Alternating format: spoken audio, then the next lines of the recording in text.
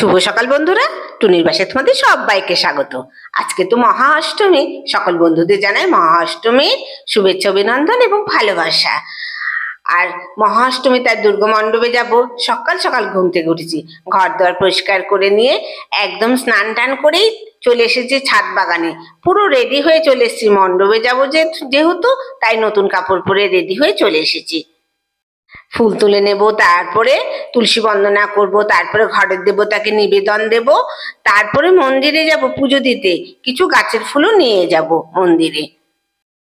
তারপরে জানো তো বিকালবেলা যাব ঠাকুর দেখতে, তোমাদেরও সঙ্গে করে নিয়ে যাব। আমার এই মহা অষ্টমীর সাজটা তোমাদের কিরকম লাগলো অবশ্যই কমেন্ট করে জানাবে।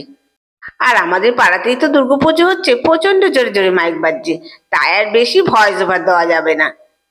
আমাদের পাড়াতে জানো তো মহা অষ্টমীর ভোগ খাওয়ানো হয় না, একবারে দশমীর দিন খাওয়ানো হয়। কিন্তু যাই বলো তাই বলো, মহা অষ্টমীর ভোগ খেতে আমার খুব ভালো লাগে। বেশ সবাই মিলে বসে খিচুড়ি খাবো। মহা অষ্টমীতে তো খিচুড়ি, তাই না? কি যা ভালো লাগে।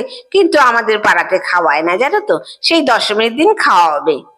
যাক, মহা অষ্টমীতে তোমরা কিরকম আনন্দ করলে অবশ্যই আমাকে জানাবে। আর আমার এই মহা অষ্টমীর সকালের সাজগোজটা তোমাদের কিরকম লাগলো অবশ্যই কমেন্ট করে জানাবে।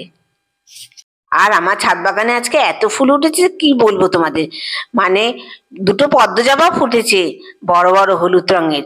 মানে ছাদ বাগানটাকে পুরো সকালবেলা আলোকিত করে তুলেছে।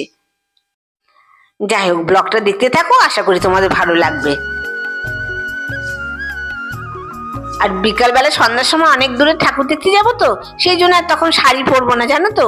শাড়ি পরলে পরে লাইনে দাঁড়ানো যায় না, কি ভিড় কি ভিড়। এই দেখো আমার পদ্ম জবা ফুল, আজকে দুটো পদ্ম জবা ফুল ফুটেছে, কি যে ভালো লাগছে তোমাদের কি বলবো। ছাদ বাগানটা তোমাদের না দেখালে আমার ভালোই লাগে না। আর এই ছাদ বাগানের সময়টুকু সবচেয়ে আমার কাছে প্রিয়, তাই সময়টুকু তোমাদের সাথে ভাগ করে নিতে পেরে আমার খুব ভালো লাগে। আজকে শুভ অষ্টমীর দিনে এই ছাদ বাগান দেখে আরো মন আনন্দে